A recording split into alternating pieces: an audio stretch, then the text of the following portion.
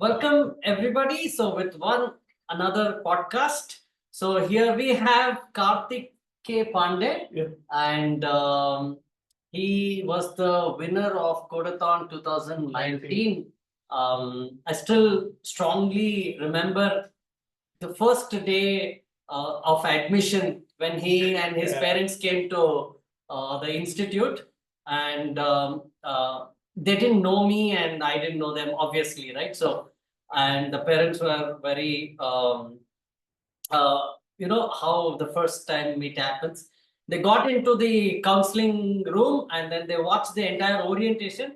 After watching the orientation, I saw A big smile on a their big face. smile on everybody's face, and I felt like, okay, I think I'm good teacher. The best form sci teacher I think. College, yeah. So I still remember strongly in 2019 Codeathon. That was the last Codeathon that we could have before after that COVID, and then we didn't do anything. But one of the strongest memory that I have about Karthike's was not during the 10th standard Java classes, but 11th and 12th. I strongly remember he telling that he got selected in Intel internship. Yeah. And I was like, how did you get selected? He said, sir, I did the menu driven program, what you taught. I blew up the menu driven, and then I submitted with some more nice features. And then because of which I got selected in Intel. And then I felt, okay, I'm a little more better teacher, right? So basics are so important. Yeah. There are a lot of my students who keep telling, sir, menu driven is so boring. And then this guy here made the best use of this silly menu driven and then added some nice features and then got into Intel internship. And the journey didn't end after 12th. He pursued his studies abroad, Penn State. So, and then now he's in third year. We would love to hear. We would love to hear from you. So the audience are mostly the students of grade 6, 7, 8, right? So mostly I'm focusing on students from grade 5 to final year engineering. Okay. So this is the age group 10 to 20. So whatever experience that you have had. So mainly what I'm looking at is how uh, how this interest towards computer science came in for you before my classes and after my classes. So that shift, and then how you pursued and what are you doing right now. If you could extend some support in mentoring my students.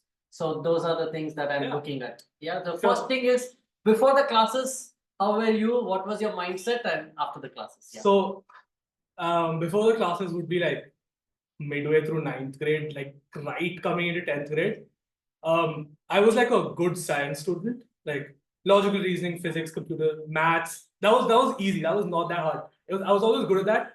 But and till about 8th grade, I was good in computer science. But for some reason, it was so different. 9th grade computer science was so different that I just couldn't adapt immediately, and my grades fell.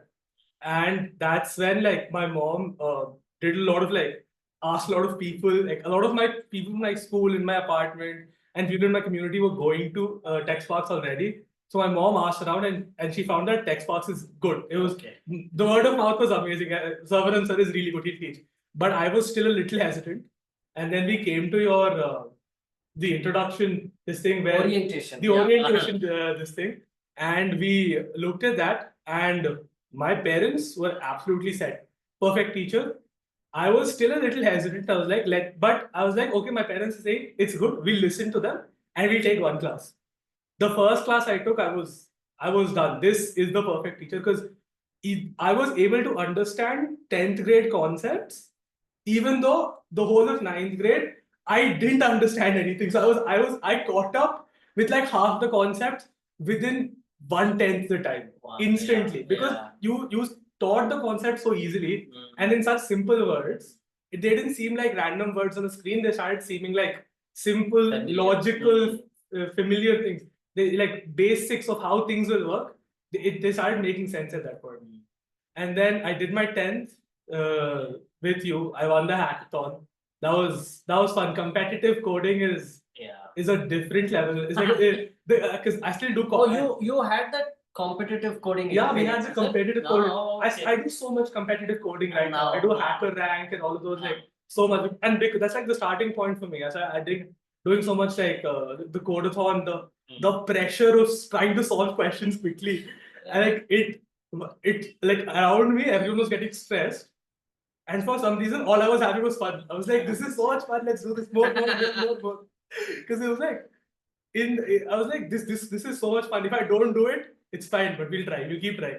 And that's where, like, I think that and you teaching computer science and becoming so simplified was what, like, the bug that caught me for computer science. Absolutely, the bug caught me. Even like today, I have people asking me, like, bro, who takes computer science out of interest? I was like, I don't know, just the way I was taught, and I credit you so many times. I'm like, I had this one teacher, Sarvanan sir.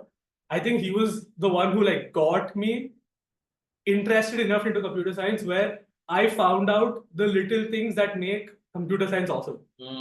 And then the menu-driven program. The menu-driven program, what happened is we did menu-driven program, and what I started doing in 11th with Python was either way I preferred learning, and the way I recommend learning for a lot of people is instead of looking at YouTube videos and looking at documentation and sitting there for 3 hours and just staring at the screen, go to like GPT, or that time you used to have to search on Google, copy the code and try understanding the code, and then look for what that each line means. That's a faster bit, but you will learn faster by doing. At least that's what worked for me. Rather than just listening and thinking that you know it. So exactly, it's just knowledge, there's no skill. I picked, that was like kind of what we picked up from this thing, TechSparks also. We used to sit with our laptops in classes. There's a lot of other times in school, we used to sit on notebooks and copy. But in TechSparks with the laptops, we used to get real exposure to what we're doing. And the fun of like seeing something happen on a screen. That was the fun. That was like, that was the first time we were able to see it, like create something ourselves. And then from there, I think the menu-driven program. So I started creating little projects. Like I created a Sudoku game and a snake game. So and all like this was during COVID, right? Yeah, sitting because I was bored in COVID, 11th grade. So I just started creating these small games. And I was like, it's so boring to run each one individually. Why don't I know how to do menu-driven. It's like it's a very basic and integral concept. Let me just put them into everything. It's one menu-driven main file, and everything will run from that. And I can simply keep selecting, exiting, and continuing. I don't have to keep going to run each file. So that became like an integral, like that was the journey. Integration. That was the journey of me starting like actual projects. And then with that and some basics of like understand, and because I kept creating more, because what I used to do is, if I had 5 projects in the menu driven, I used to add till number 10, randomly name projects from online, and then start creating. I was like, because I have to fill the menu in now, because the menu is created. Otherwise, it'll give an error every time I select it. I was like, I have to force myself creating projects. And I learned so much from that I was able to submit that project, show that project, and at the same time, give an interview with Intel. And it was the AI for Youth program. So I got selected as the 100 students who were able to make projects. And over there in Intel, we learned a lot. It was it was learning AI before ChatGPT came. Oh yeah, no? Yeah, it was like we finished right before ChatGPT came, and we learned so much. We learned about all the things, like a lot of people learn about AI in like a single course nowadays. We took us forever because AI wasn't that popular. The resources were limited, and even Intel's curriculum was still backdated at that point because again it wasn't that popular. And we learned a lot of stuff. So now when you were in 11th and 12th, you had decided to do studies abroad, or what was it? How did you decide? What was the process of decision making? So 9th and 10th, I was in Greenwood. And the thing with Greenwood is it's a little different from like every other school. The way it's different is usually in other schools, like while I was in 11th and 12th, I was in DBS. Out of 100, 2 or 3 of us went abroad. Greenwood 50-50. About 50% to 60% people go abroad. That was very common for us. And my mom always, I think like the biggest hand in me going outside was my mom. my mom's whole thing was that if you agree to do it, and if you're able to think that you can give the return on investment, we'll take how much money you want, we'll send you, it's fine. But be sure that if you're spending so much money, you get the best quality education. Correct. And you get the best results out of it. Nice. And so I kind of decided I want to go in time, and then I did the SATs and all of that. In 11th and 12th. So I prepared in 9th, I gave mine. Yeah. So yeah, if you really want to get intense into it, start preparing from 9th. It's the same as JEE. The really good JEE students, they start preparing from 9th. Same thing if you want to prepare SAT, ACT, SATs, start preparing from 9th. Because it becomes a lot easier in 11th and 12th when you have to fill in applications. You're not worried with your HAT scores again and again. And in order to fill in applications, did you take some external support, or you just did it Ivy League? Did you try them? So yeah, so I was a little overconfident. I submitted to my application was 20 colleges, out of which I think the top 14 were the top 14 of the country. Oh. So I was like, I got an internship at Intel. I'll apply to all the IVs.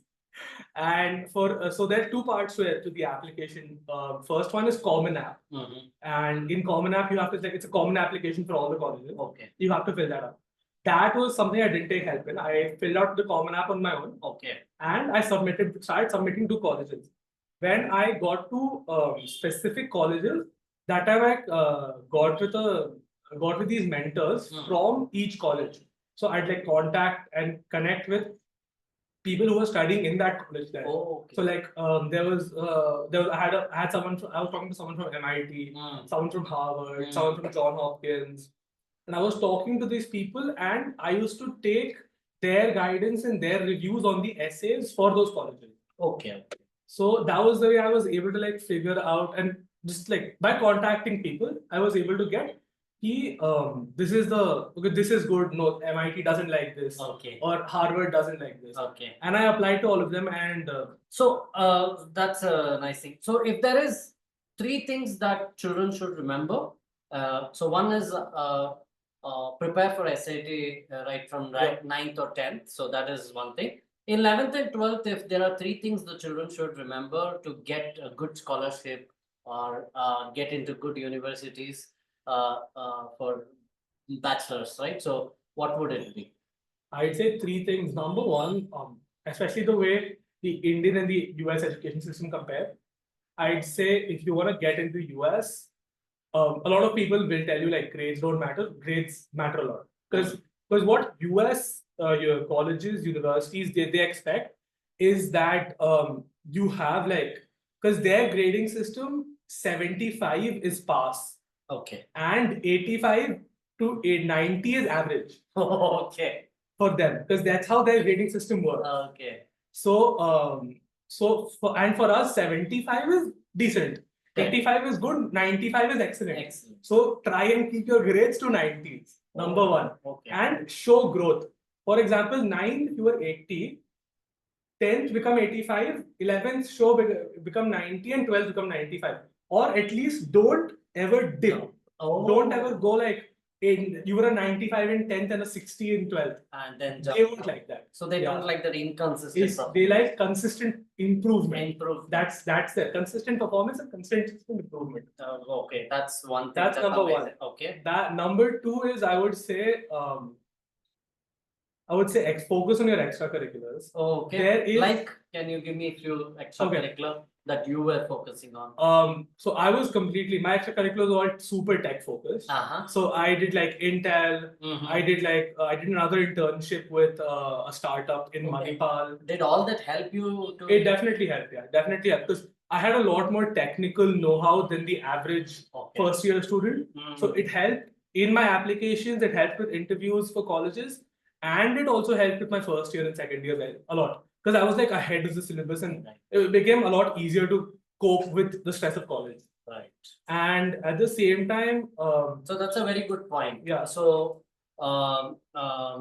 in order to build the profile, right? So if you do a lot of internship and co-curricular activities, right? So what are the other activities apart from internships? So the one thing that like US colleges specifically they love is okay. So I'll tell you what they hate first, and then I'll tell you what they love. US universities in general hate general students. Oh. So like those every college, every school has those students. They're in the school debate team, they're in the school swimming team, they're in the school cricket team, but everything at the school level. They don't like those students. Got it. They're also toppers. There are 90% students. Those are general students to them because they get 500 applications the same thing. But instead, if you were a 80% student, 85% student, national swimmer, they love you. You get acceptance from top colleges. So depth is what they're Depth is what is important. They are because what they see is this guy. He's a national level swimmer. That means he's put so much focus, so much dedication, so much hard work into one thing. When he comes to college, dedication, hard work, and focus will not be a problem. He'll be able to absorb the materials better, and he'll do better than the average student who will try doing everything at once and not do anything well enough to be super successful. Super. I think this is a fantastic That's point. It's like a super advice I got from one of my seniors. Oh, I see. So like super focus. If you're really good at studies, get in the 99s, get like super good grades. If you're really good at cricket, play cricket, be the best at it. Having super grades and having one extracurricular at national levels. Really good extracurricular. Really good, yeah. Like national level, state level, or like really good internships with big companies, or like okay. So I've seen people I've seen a lot of Harvard students whose only focus through 11th, 9th, 10th, 11th, 12th was the one NGO that they founded, and in the end of like this thing, they had what they donated like 40 lakh rupees of things of contribution. Okay. And their grades were average, 85s, 90s. Their SAT scores were in the 1400s, 1450, 1460. But if you check on online, Harvard's requirement is 1500 plus. This is out of 1600. 1600. Okay. So the minimum is around 800. Oh, okay. And you like almost everyone gets that much. And so it's like that. So, but they were so focused on that one NGO that Harvard took them because they see personality in that student. They see that this one guy is so focused on his one thing in his life. If he just changes his focus, he'll do extremely well in that also. So if he changes his focus from his NGO to studying computer science, he'll excel in computer science. If he changes his focus to, for example, doing an NGO in their college, their college's social service will increase 100-fold because he's been able to do so well as at such a young age, focused on one thing. Right. I think what I have heard from a lot of students is do a lot of things. So so this comes straight from Karthik, who has really cracked. He has got into Penn State, and by doing this, what he is telling, this is like getting into depth of have top 3 things, work on that, right? So work on your grades, work on your internships, work on your hobby, which is take it the best you best possible. And this isn't just like from my experience, this is from like because I'm really in close contact with a lot of students from a lot of campuses. So this is advice from like Harvard graduates, MIT graduates, from UMD students, from all Stanford, all the top colleges you can think of. This is discussions we've had with these students, and they all agree with this that the really good students were really good at one thing. Nice. They were really good, and especially you could like it's I don't know how relevant it is, but you can see this in a lot of if you're in the US, you see this in Chinese students, where their parents, a lot of Asian parents in general, they want their kids to like play a very common stereotype is very good at studying and they play a single instrument their whole life. Like a lot of Asian parents will make their children play like piano for like 12 years. Yes. That is the main reason behind that, is to build focus. Because when colleges and when people in general see that, they're like, he's done. If he was able to sustain something for 12 years, he has focus. Achha. So that's like one of the, because speaking to so many Asian students, that's something I realized they've learned how to focus on one thing by playing an instrument. And a lot of people be like, instruments are the no value in playing instrument from studying CS. It teaches focus, it teaches discipline. Discipline, yeah. So you, for 12 years putting that effort in one direction. So yeah, today's world is full of distractions, right? So this is in piano is interesting, then guitar is interesting, then you jump into different things. Rather than that, take one thing and then do it for a long time. Master it. Master it. Depth. Okay, that's fantastic. Now this is still 12. And once you got into Penn State, so now tell me your journey in your college.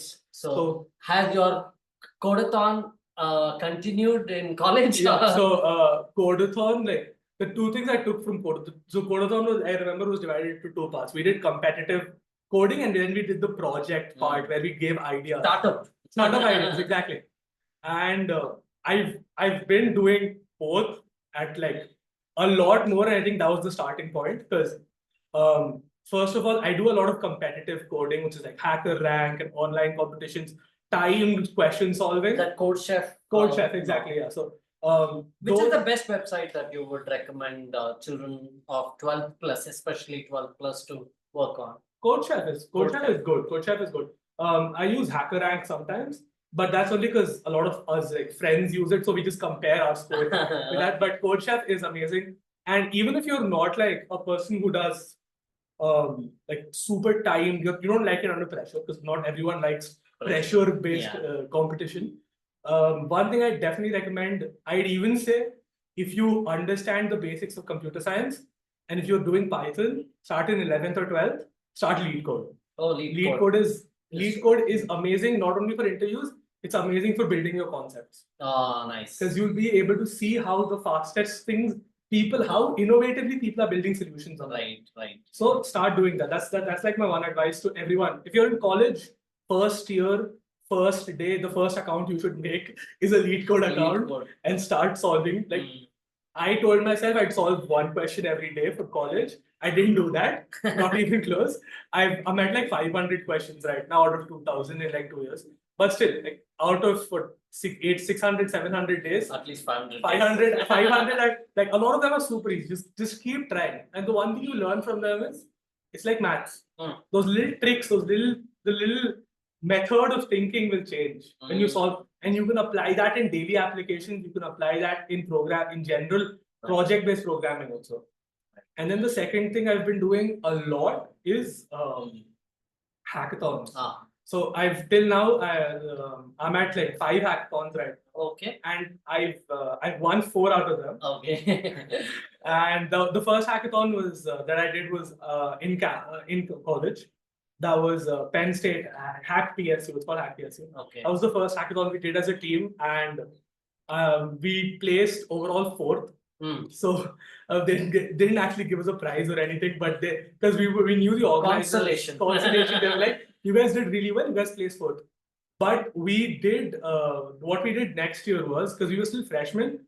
The next year we placed 3rd. Okay. With almost the same team.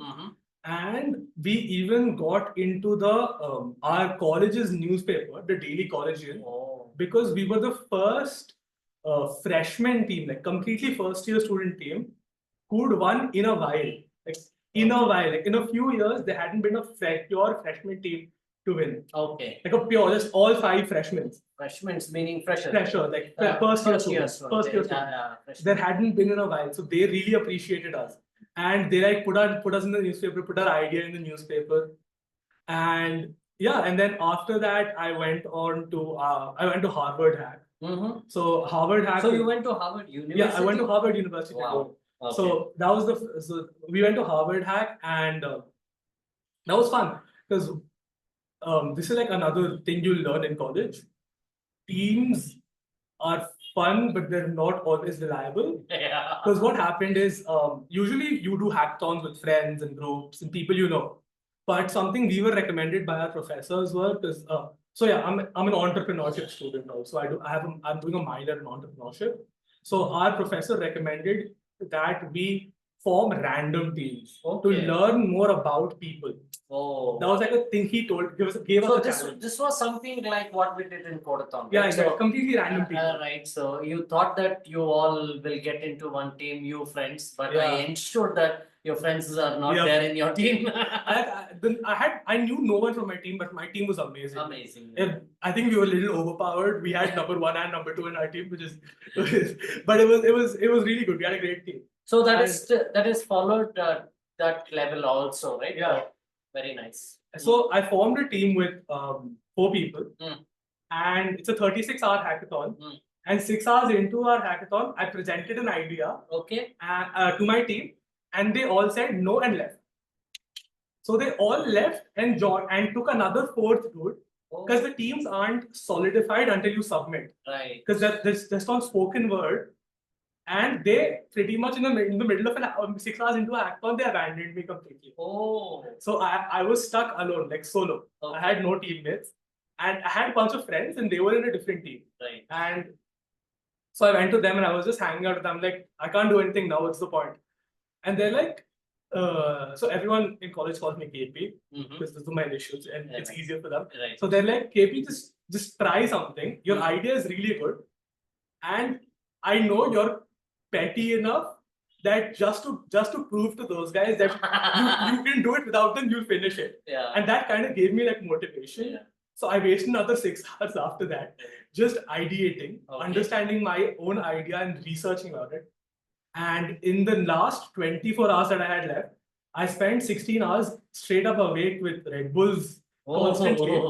And I built it completely. So I built something called iSnap. Okay. So iSnap is basically a software that can do retinal scans. Okay. To figure out if someone has precursors for diabetes type 2. So was it based on AI or? Yeah, so it was based on computer vision. It basically used it was trained on a bunch of scans from previous people, and it would scan those and it would check against those. But the main thing that I developed was, so the way retinal scans are done right now are using like the machines costs like 50 lakhs. The huge machines. Right. And even Chinese-based new machines are like 80, 90,000, 1 lakh, 2 lakh, and they're handheld machines. What I built was using a single lens and a 3D printable phone case. Okay. You could take retinal scans using phones, using modern phones. Okay. So that was what I developed in the next 24 hours out of pure being petty, because I wanted to prove to them that that I didn't need them. Right. And I built that and I presented that as a solo team, and I placed second at Harvard Hackathon. Wow. So that's like this crown jewel in my hackathons right now. Placing second solo at Harvard Hack, and I won like $350 or some $300, $350 in that. Wow. And alone, I didn't have to share it with anyone from my team. My money. And I even told the organizers what happened, and they announced their names and that they had left my team on stage just to embarrass those guys. it was I have a video of it. It is amazing. Okay. It's like you can see me smiling, having the biggest smile ever, because I can see their faces in the front row being like, we should have been with this team, because I developed the whole thing on my own like 24 hours. And even if they stayed, I wouldn't have like asked so much of them. Like, it would have been a better project. It would have played first maybe. Right. Okay. And so that was when I kind of figured out that I can start doing hackathons, and hackathons don't need 5 people as a team, because that was like, this was my 3rd hackathon at this point. Right. So the 4th one was again a campus hackathon, again Hack PSU. This time I completely went for I just focused on getting the biggest prize. Okay. I didn't focus on placing really high, so I placed 5th overall. Okay. But I won the best entrepreneurial prize. Okay. And the thing was, that was the biggest prize out of everything else. So the main. So essentially, what I'm trying to understand here is, you are actually, in the name of college, you are actually participating in hackathons and earning their money. Exactly. Okay. How much did you earn? I've made from so hackathons, I've made a total of $1,225. Okay. $1,275. And from startup competitions, I've probably made more. From one startup-based competition, which is like It's called AG Springboard, where you have to create an agriculture-based startup. So we created a method of using artificial intelligence to tell you what the best crop pattern is for India, for North India, for planting crops, and like completely based on like modern agriculture. We won $7,500 for that, like three people combined. And I was like the main tech guy behind this thing. So I won $2,500 for that, and then like a few $1,000s in like other startup and hackathon competitions, like mini ones, smaller ones. And yeah, and then I did one. So the hack PSU I won like $750 from that. Like because the main prize was $500 if you placed first, and it was $750 if you were the best. Totally, how much did you? Totally, it's like somewhere close to like 5,000, 4,000, 5,000. Oh, great! Max. Overall, I think. Super, wonderful. So, one more question that I have is now you are in bachelor's and abroad, so best of the best students get into the college, and there's cutthroat competition, or how do you handle this? Is there a competition, and is there a place for you? So what I've realized is, so there's competition, but it's very different from the competition we had in school and like in this thing. It's a competition between, it's a form of very collaborative. Oh, okay. But at the same time, there's very toxic competition, but everyone is very collaborative at the same time. Really? So it's like the base of it is like, for example, if we're all in a hackathon, like so what we now do is so after I won 3 hackathons, I went to our college and asked to start sponsoring us to go to hackathons, start giving us money to attend hackathons, and they started doing that. So I started taking bigger teams of like 8 to 10 people and splitting out teams for different projects, like assigning teams to different projects. And so in that, what I've realized is it's exactly that three idiots quote. Okay. Like you feel sad when you place last, but it feels worse when your friend places first. So we all collaborate when the competition is going on. We all collaborate. We help each other to achieve the best possible. Once the competition is over and the result is going to come out, we all hate each other because we all want to be the first, be first at the same time. So it's a form of collaborative hatred competition. It gets bad, but there are really good parts where people are actually genuinely helpful, even though it might hurt them. And there are parts where people are genuinely toxic, even though it doesn't matter to them. So, but it's better than I'd say what the kind of competition we faced in school, where I have to be number 1 in marks, I have to be number 1. Because everyone has their own thing to do. So there's a lot of element of collaboration, right? So that is what I canvas. So I canvas on 3 parts. One is competence. So keep developing your competence lifelong. That is the first C. And the second C is collaborate. You should be competent enough, but collaborate with other competent people so that you can build. So I strongly believe in this: A plus B the whole square is equals to A square plus B square plus 2AB. That 2AB is extra, right? So that extra you both get when you learn to collaborate. So there are a lot of collaborative tools that you can use in order to do things together, right? So, and then that is the second C. The third C is basically create. So you are competent enough, you keep developing your competency, you keep interacting with others, collaborating with others. Why? In order to build something, right? So you create a solution, you create a product.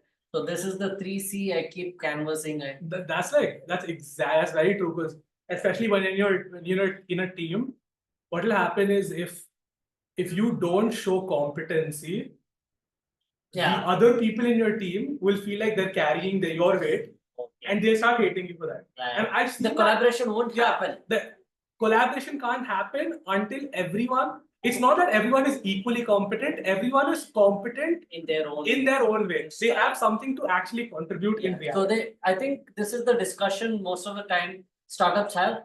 What is that you bring onto the table? Exactly. So the same thing happens during the college days also. Exactly. So be in any team, you don't have to be equal. You have to provide equal value. So Right, so like that's the way of like every competition, everything, even like class projects. You just have all of you to try provide equal value, not equal material, but equal value. So and yeah. last question. So what is the future for you? So you're basically doing a bachelor's in AI, No, so I'm doing a bachelor's in computer science. computer science. So just Okay. plain computer science. But your But my interest main is- focus is towards AI. So I do research with AI. I read a lot of like research papers. Most of my projects are either AI or data security based. So I started doing a little bit of data security and now because I've seen a new scope with AI and data science and data security and more data security, cyber security and AI cyber security collaboration that is not happening at that level right now, but will happen very soon. Okay. And I see a future in it, so I'm trying to pursue it right now. Oh, that's nice. And yeah, so but most of my projects are in AI. So how are the placements, job prospects right now, 2024? There's a lot of firing and there's a low hiring. So how insecure you guys are, or how secure you guys are? No, so there's definitely it's a lot hard. It's gotten a lot harder than like maybe 3 years ago. And but the one thing that I can say is like this is probably the hardest it'll ever be because the market will start to correct. Yeah. That's 100%, right? Because everything has to reach equilibrium. Yes. Basic laws of physics. Everything will reach equilibrium. So you see a bright future. I see a bright future, definitely. And I'd say right now. Why? Oh yeah, sorry. Right now, it's not that it's bad. The market isn't terrible. The market is not great if you're. It sounds a little condescending, but it's not great if you're average. So this is something I told you like sometime like we were speaking before this. If you're the top 20, let's say 20%, bottom 20% will not be affected by any market conditions. So the top 20% will always get job. Bottom 20% is not performing well. They're anyways they're having trouble. The middle 60% is the part that gets affected heavily. So I'd say if someone is like if you're a school student right now and you're worried that you're seeing college students not get jobs, don't worry, it'll correct 100%. And even if it doesn't correct eventually, if it stays as bad as it is, it don't get worse. But if it stays as bad as it is, try to get yourself in the top 20%. And you'll be good. Safe. You'll be safe. You will have the edge over the other students, and with a little bit extra hard work, the top 20% always secure. An internship, a job, or something or the other. It's just about how much effort you put in. That's it. The effort amount is increased, but it's not impossible to get this thing. So if you're a good student and you continue being a good student, don't get distracted by the parties and the distractions in college. I mean, have fun. Don't be like sitting in your room the whole time. That's your college life will be ruined. But if you want to party, but don't just focus on that. Mostly focus on your academics, and it's very important in college, like academics and projects and getting more collaboration work done and labs and research, and try involving yourself with the academic side of college, the college side of college, and yeah, you'll be fine. So, like I have friends who are I consider most of us in the top 20%, and yeah, like I left in this thing, so I had an internship offer. I chose not to take it this time because in US because I wanted to meet my parents. Last 1.5 years, I don't know when I'll be able to come back and meet my parents again. Nice. For especially for a long vacation. So that's why you chose internship in Bangalore. Yeah, so I chose to intern in Bangalore. That's nice. Because I'm able to be with my parents at home now. That's nice. So because otherwise I'd have to stay back and I'd be able to come only for 2 weeks. And this was I think probably in my life last long vacation with my parents. So I wanted to spend time with them, and my dad was really adamant that I come back and spend time with them. But yeah, I have people like most of my friends who are good students. They have internships. There are people who are doing internships in India, in EY, and I have a lot of my friends working in the US or different startups, projects. A lot of others. So I think you're good at connections. Yeah, that's a skill I've been trying to build. I have a senior who I've taken inspiration from. He's a master of connections. He builds and connects with people all the time, and I've been trying to follow in his footsteps. And will you be okay to extend your support? Anyone who wants even if you want to learn more about US colleges, definitely. But so any small help will definitely make a huge difference to the students. If someone wants to connect with me, just connect with Sabran sir and he'll connect with me. And if you want to learn more about what's happening in tech world, or maybe connect with something that I've recently done for a few people I know, is connect them with professors at my university, school students with professors at my university. But it's only if they're really interested, because it's actually difficult work. It's not like schoolwork. It's going to be difficult. It's the actual real focused work. But if you're really good, and I'll talk to them, and I'll encourage them to take you on, and they do for a week, 2 weeks. You can, even if they don't, they usually when I ask them, they usually respond to an email or two, and you can count them as a connection. And when you're going to college, recommendations from these people are very important. I see. Lab researchers, or even just for example, if you're applying to college, and for example, or you've communicated with the professor there before, it's a life changer, because you'll be able to tell in your application about their research because you read their research. Oh. And that shows the college that you're genuinely interested in joining their college. Got it. So I'd definitely love to connect anyone who's interested in. Awesome. Thank you so much, Karthik. Thank you, sir. I love students coming back, and it was nice that you just came for a tea, and then I caught him, and I wanted his wisdom to reach the students. So thanks for your time. It's been a long time, but thank you very much for your time. And I will definitely, whoever reaches out to me, who wants to reach you, I will connect. I'll give your number to them. Sure. Okay. So thank you so much. Thank you. And thanks for watching this entire podcast. And I'll see you with another student. Bye-bye. Bye.